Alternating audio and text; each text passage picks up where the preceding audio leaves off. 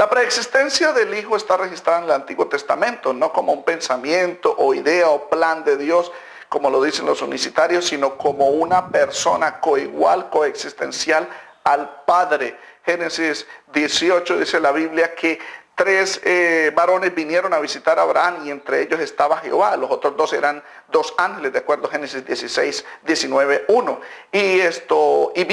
Jehová vino en una teofanía, en una apariencia humana, vino con dos ángeles para anunciar el nacimiento de Isaac. Y luego se fue para juzgar a Sodoma y Gomorra. Y en el capítulo 19, verso 24, dice esta teofanía, este varón que era Jehová, que estaba en la tierra, dice que Jehová hizo llover sobre Sodoma y Gomorra azufre y fuego de parte de Jehová que estaba en los cielos. Es decir, dos personas, pero una misma sustancia, que es Jehová. Jehová que está en la tierra, que visitó a Abraham y hizo llover sobre Sodoma y Gomorra azufre y fuego, y de parte de Dios Jehová que estaba en los cielos, o Yahweh en el hebreo. En el Salmo 2:11 también habla de la preexistencia del Hijo, o sea que existía antes, porque el unicitarismo dice que el Hijo nació, fue en Belén, o sea, vino a ser parte de la creación, fue cuando nació en Belén, pero el Hijo no existía en el Antiguo Testamento ni después de su resurrección, porque Él era el Padre supuestamente, pero no, la preexistencia del Hijo está registrada en el Antiguo y en el Nuevo Testamento. El Salmo 2:11 dice, servid a Jehová con temor, es decir, a Jehová el Padre, y alegraos con temor, con temblor. Y luego en el verso 12 dice, honrad al Hijo. Por un lado dice, servid a Jehová, al Padre, y en el verso 12 dice, honrad al Hijo para que no se enoje y perezcáis en el camino. Salmo 45:6, como ya lo mencioné, tu trono, oh Dios, es eterno y para siempre, centro de justicia es el centro de tu reino. Y dice, has amado, hablando del Hijo, has amado la justicia, aborrecido la maldad, por lo tanto te ungió Dios. Es decir, el Padre unge, que es el Dios tuyo, el Padre unge al Hijo, el cual el salmista dice, tu trono, oh Dios.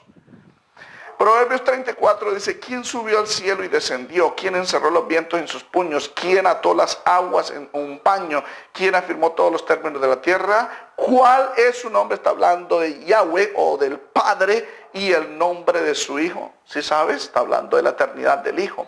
Isaías 48:12 dice, óyeme Jacob y tú Israel, a quien llamé yo mismo, yo el primero, yo también el postrero. Está hablando del Hijo, de acuerdo a Apocalipsis, unos títulos del Hijo. Pero el verso 16, el Hijo continúa hablando y dice, acercaos a mí, oíd esto, desde el principio no hablé en secreto. Ahí está hablando Jehová el Hijo, desde que se hizo, allí estaba yo y ahora me envió otro Jehová. No, es el mismo Jehová, pero es el Padre, Jehová el Señor y su Espíritu. Es decir, fue el Hijo, Jehová, Yahweh Hijo, fue enviado por Yahweh el Señor y Yahweh el Espíritu Santo, es decir, Dios. Isaías 6:1 dice la Biblia que en el año en que murió el rey Usías, Isaías vio al Señor sentado en un trono alto y sublime y su falda llenaba el templo. Pero en Juan 12:41 el apóstol dice que Isaías dijo esto cuando vio su gloria, es decir, vio la existencia del Hijo de Dios antes de que él naciera en Belén, como lo dice el unicitarismo.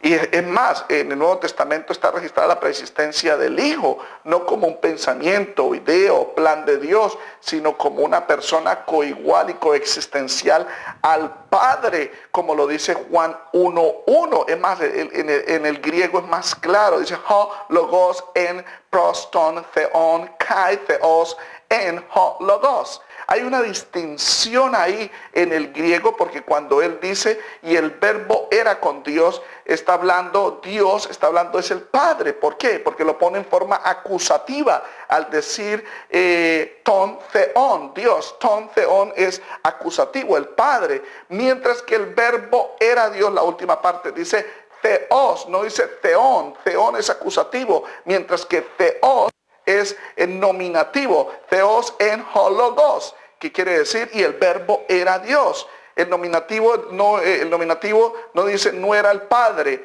ton theon, sino el logos, el Hijo, theos en hologos.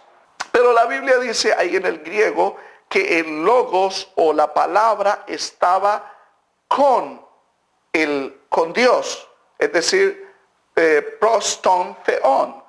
proston theon. Pros es una preposición que también significa con o hacia. Es decir, de que el verbo estaba con o hacia Dios.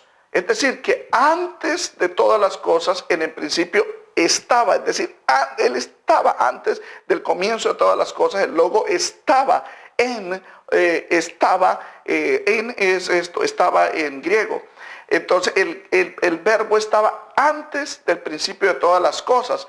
Y luego en el griego dice proston theon. Estaba, podemos traducir con o hacia. Estaba hacia el Padre. Theon es la diferencia que hace entre un sustantivo, en este caso theos, que es nominativo, y theon, que es acusativo. Dos personas diferentes. ¿Qué estaba haciendo en la eternidad antes de la creación?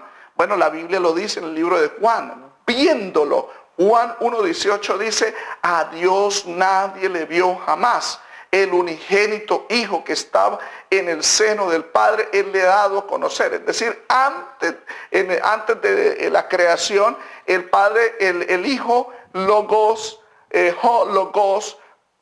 proston theon, es decir, estaba hacia el Padre, viéndolo en el seno, como lo dice Juan 1:18, porque nadie ha visto al Padre, pero el Hijo sí lo vio y por eso ha venido a revelarlo. Juan 6:46 dice, no que alguno haya visto al Padre, sino aquel que vino de Dios, este le ha visto. Es decir, en la eternidad, antes de todas las cosas, el Hijo, el Logos, estaba hacia el Padre en el seno, viendo al Padre. También teniendo comunión, de acuerdo a Juan 17:24, Padre, aquellos que me has dado, quiero que donde yo estoy, también ellos estén conmigo, para que vean mi gloria que me has dado, porque me has amado desde antes de la fundación del mundo. Juan 17:24 dice que el Hijo, el Logos, no como pensamiento ni como idea, estaban con el Padre y el Padre lo estaba amando. Había una relación de amor del Padre al Hijo a través del Espíritu Santo.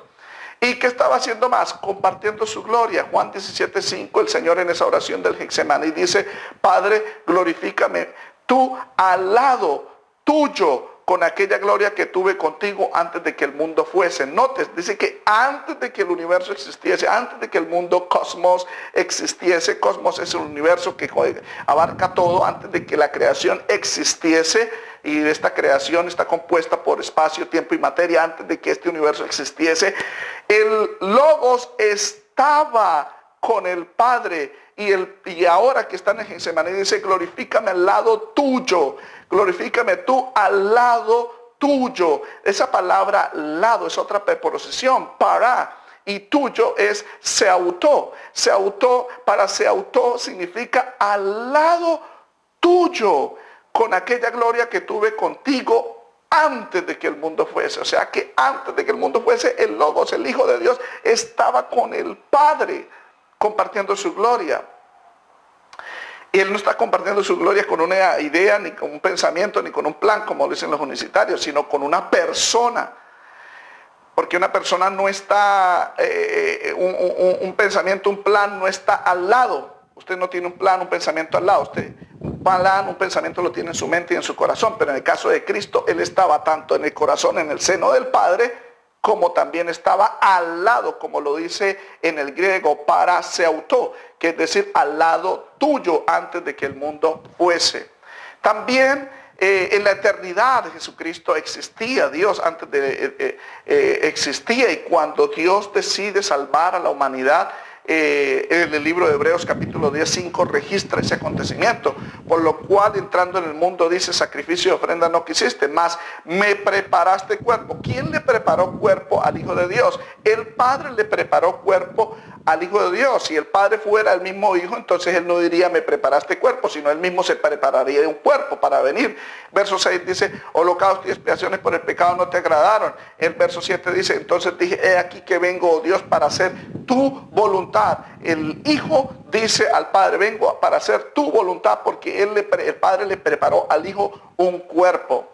Y Él, cuando toma la decisión de venir de la eternidad a habitar entre los hombres, en la encarnación, encontramos en Filipenses 2:5 que Él decide despojarse. Haya pues en vosotros este sentir que hubo también en Cristo Jesús, el cual siendo en forma de Dios, morfé en griego, una forma de Dios. Dice, forma de Dios, no estimó el ser igual a Dios, porque él estaba al lado y él era igual a Dios en la forma morfé de Dios, en la misma apariencia, en el mismo shape, como dicen en inglés, en la forma, el ser igual a Dios como cosa que aferrarse, sino que él se despojó a sí mismo tomando forma de siervo, hecho semejante a los hombres, y estando en la condición de hombre se humilló a sí mismo, haciéndose obediente hasta la muerte y muerte de cruz, por lo cual Dios, el Padre, también le exaltó hasta lo sumo. O sea, el Padre exalta al Hijo, no que él mismo se exaltó, porque él no se glorificó a sí mismo, dice la Biblia. Y después de que él resucita, sube como Hijo de Dios al Padre para interceder, como lo dice Hebreos 9:24, porque no entró Cristo en el santuario hecho de mano, figura del verdadero, sino que al cielo mismo para presentarse ahora por nosotros ante Dios. Otra preposición que dice ante Dios, ante el Padre. Glorifícame al lado tuyo, es decir, ante el Padre. Y ahora él sube para presentarse como el gran sumo sacerdote, para ser el mediador entre Dios, el Padre y los hombres. Maravilloso. Esa es la preexistencia del Hijo de Dios que está registrada en el Nuevo Testamento, no como un pensamiento o idea o plan de Dios, sino como una persona coigual y coexistencial al Padre.